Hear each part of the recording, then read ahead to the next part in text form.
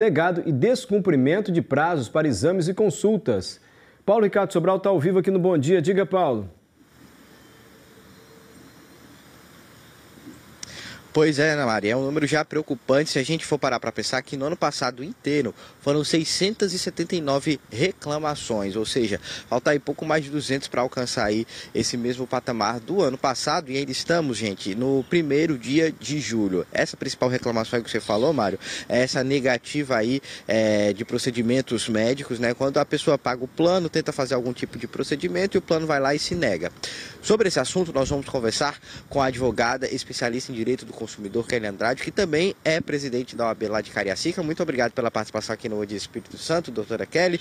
A gente vê aí esse tanto aí de atendimentos que são relacionados nos órgãos de defesa do consumidor aí, justamente por causa das reclamações com planos de saúde. Quando a gente fala em negativa de plano e fazer algum tipo de procedimento médico, né? Qual a gravidade disso? A gente está falando de uma pessoa que paga um plano de saúde e quando precisa não consegue usar? É realmente isso? Bom dia. Bom dia, exatamente isso. É uma falha na prestação de serviço por parte das operadoras do plano de saúde. Isso, de fato, tem sido mais recorrente do que antes, né? Tem aumentado o número de reclamações de pessoas que têm operações, cirurgias, procedimentos e até consultas negadas ou retardadas por parte da operadora de plano de saúde. E o que é que isso pode ocasionar? Eu digo, como é que a pessoa consegue resolver uma situação dessa? Sim, o consumidor tem vários canais de reclamação, seja a própria operadora do plano de saúde, a ANS, os PROCONs municipal, federal e até o estadual, e também o próprio judiciário, que costuma cumprir essas decisões até com liminares, dada a urgência por ser questão de saúde, né? Outro tipo de reclamação que é frequente, doutora, são com relação aos reajustes que os planos de saúde dão. A gente, inclusive, estava acompanhando, tem visto na internet a história de um caso de um senhor que o plano de saúde dele foi de 2 mil para quase 11 mil reais. Isso chega a ser até absurdo de se pensar, né? Qual o limite? Como é que essas operadoras podem organizar e reajustar esses planos de uma forma que não fique tão abusivo, tão injusto? Isso é muito importante, é necessário que o consumidor entenda como é que funcionam os reajustes do plano de saúde. Primeiro, há 2 tipos de plano de saúde que são os predominantes no mercado. 50 milhões de brasileiros usam deles. O primeiro deles é o individual e familiar, que está escasso, quase não se vê mais a venda desse produto por parte das operadoras. Elas não têm tanto interesse mais em vender o plano de saúde individual e familiar. E o segundo é o plano coletivo, que hoje é a maioria, né? A maior parte das pessoas tem um plano coletivo, seja pelo seu órgão de classe, pelo seu MEI, pela sua empresa. Então, o plano coletivo, ele tem uma regra própria. As operadoras, elas não têm que se submeter ao limite da ANS. Eles colocam reajuste de acordo com o que está previsto em contrato.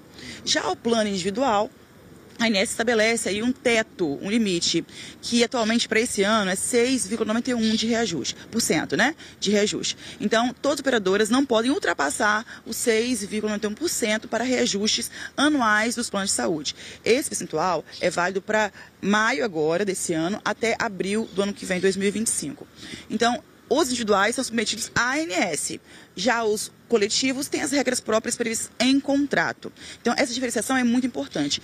E a outra questão que tem que ser identificada também é o aumento por idade, por faixa etária, que é outro tipo de aumento. Então, são 2 aumentos previstos aí, que é o de faixa etária, e o outro que é o reajuste anual previsto pela ANS. Uma curiosidade que eu sempre tive, por que os planos fazem esse reajuste por faixa etária? Porque a demanda tende a aumentar, né?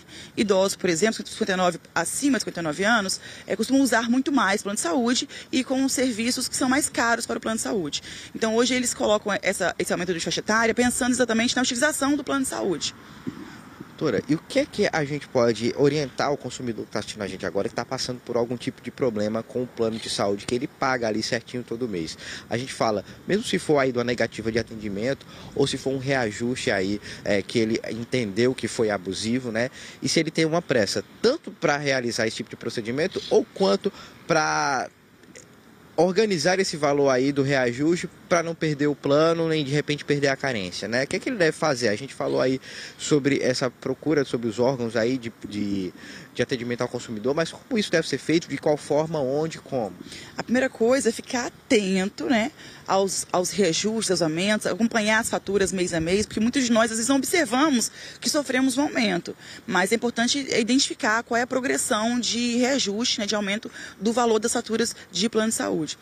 O segundo ponto é saber que você tem direitos, né, e como consumidor tem que saber reivindicar esses direitos. Nesses canais que nós informamos aqui, nós temos a própria ANS, que recebe reclamações, a operadora de plano de saúde, que deve ser provocada sempre para poder corrigir aquela situação, ou pelo menos o consumidor deve tentar perante a operadora de plano de saúde, os PROCONs que tem nos municípios, no estado e no próprio governo federal, que é o site consumidor.gov.